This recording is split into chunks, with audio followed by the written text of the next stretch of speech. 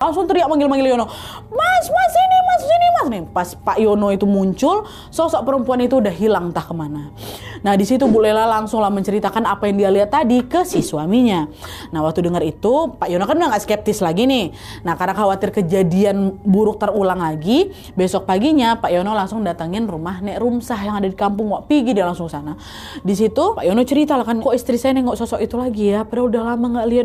Itu dicerita lah kan. Nah dengar itu Nenek Rumsah ini menyarankan supaya bayi perempuan yang baru lahir which is si Arin ini dikasih nama Kari, Wak, yang dalam bahasa Jawa kata Wawa artinya yang tertinggal atau yang tersisa. Nah dengar saran itu Pak Yono nurut aja tuh, dia langsung lah ganti nama anaknya ini, si perempuan ini, si Arin ini jadi nama Kari. Tapi sejak dikasih nama itu, bayi ini atau Arin ini jadi malah sering sakit-sakitan, Wak. Sampai akhirnya Pak Yono pun memutuskan untuk mengganti nama Kari menjadi Arin. Jadi nama yang sampai sekarang nih.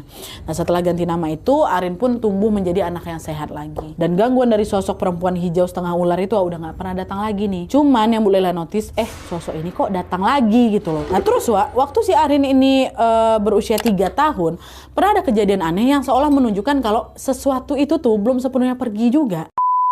Nah jadi ceritanya Wak, hari itu Bu Lela ini lagi tidur siang sama Arin. Terus entah kayak gimana ceritanya, Arin ini tiba-tiba udah keluar rumah.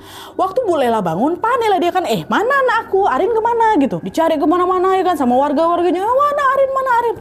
Sampailah Wak di satu waktu, Arin ini ditemukan dalam posisi gimana kalian tahu?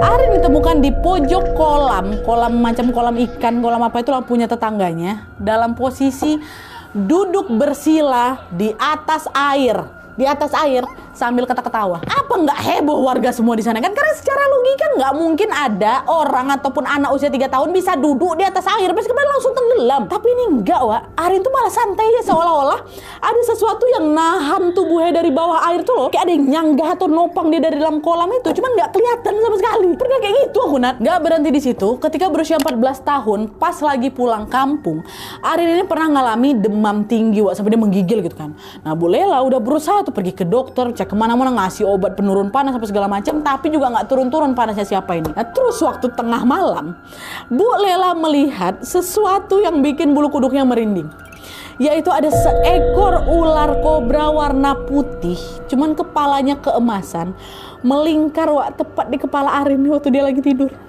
Dia nengok ular di kepala anaknya, teriak lah gue, apa itu? Tapi waktu semua orang udah bangun, ular tuh pergi, hilang tak kemana. Dan saat itu juga Wak, setelah si ular itu hilang, demam Arin langsung sembuh.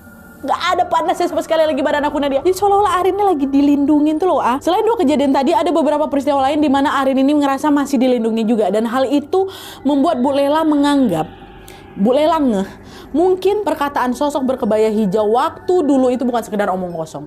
Bisa jadi juga memang dia menepati janjinya untuk menjaga Arin dari hal-hal yang membahayakan. Jadi waktu kejadian kolam yang waktu dia umur 3 tahun tuh bisa jadi waktu itu si Arin tuh memang keluar, dia main-main, abis itu dia mungkin kepleset mau jatuh ke dalam kolam. Akhirnya sama si pertolongan ini dibantu, ditahan. Jadi Arin tuh gak ngerasa kalau dia lagi jatuh, dia lagi ngerasa main-main aja karena dia bisa duduk di atas air, makanya dia ketawa aja kan. Dia lagi ditahan tuh sama si sosok ini. Sama juga tuh dia lagi demam ini, datangnya ular itu tuh jadi kayak macam nyembuhin dia lah kayak gitu. Entah dia transfer panas ke badannya ular tuh nggak tahu juga lah, Wak. Cuman meskipun sedikit merasa terbantu nih Bu Lela tetap was-was lagi gara kan takut sosok itu bisa menyelakai si Arin sebagaimana dia mencelakai Jatmiko ya kan, anak yang meninggal waktu bayi itu, anak pertama ya. Tapi alhamdulillahnya ketakutan itu nggak terbukti Nadia.